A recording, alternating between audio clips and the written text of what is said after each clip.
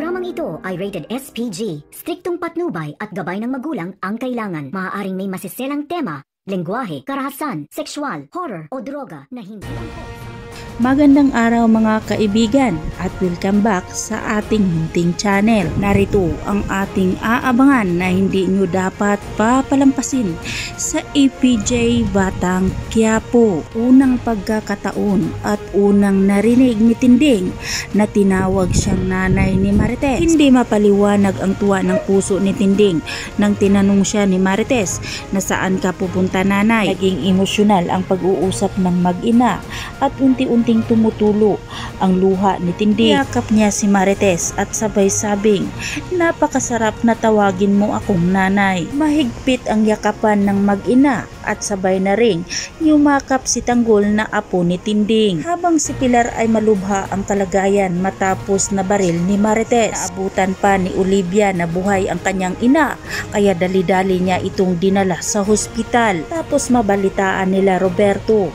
Mabilis namang nakapunta sa hospital. Ngunit nagpa-interview ito ng mga media dahilan na galit si Olivia sa kanila dahil ginamit umano ang kanyang mama para lang makakuha ng boto sa mga tao. Sumabog din sa galit si Don Gustavo at binantaan niya si Olivia na kapag may mangyaring masama kay Tinding, dapat lang namamatay si Pilar. Laki na lang ang mata ni Olivia nang marinig niya mula kay Gustavo dahil wala na umano kahit kunting pagmamahal si Gustavo sa kanyang ina na si Pilar. Ngunit may mas matindi pang plano si Don Gustavo kay Pilar. Palihim na pinasok ni Don Gustavo sa kwarto si Pilar at doon pinalabas niya ang kanyang patalim at sinabi niya kay Pilar, hindi ka na magigising pa Pilar. Kabilang banda sa mansyon ng Montenegro, paalis na sana si Tinding.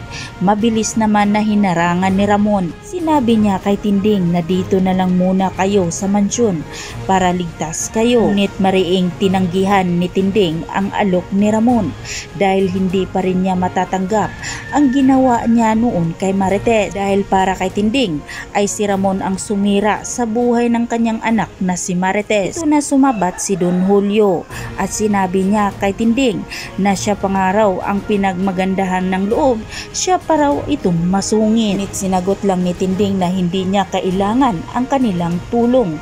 Sabay tumalikod na sa kanilang mansyon. Pagkatapos kinausap ni Ramon si Tanggol at sinabi niya kay Tanggol na kapag makaupo na raw si Tanggol ay mas mabuti para maprotektahan na ni Tanggol ang kanilang negosyo. Ngunit labag sa loob ito ni Tanggol dahil tumakbo umano siya para sa mga tao at hindi para sa kanilang negosyo. Nagngit-ngit naman sa galit si Ramon at sinabi niyang pinatakbo umano nila si Tanggol para sa kanilang pamilya at para sa kanilang negosyo. Matapos ang pag-uusap ni Ramon at Tanggol, doon naman sila humarap kay Don Julio at sinabi ni Don Julio sa ayaw at sa gusto ni Tanggol, ipagpatuloy nila ang kanilang negosyo. Napasigaw sa galit si Tanggol at sinabing na kapag itutuloy nyo ang balak nyong negosyo, ako ang una nyong makakabangga. Nagngingit-ngit naman sa galit si Ramon kay Tanggol at sinabi nang wala na daw respeto si Tanggol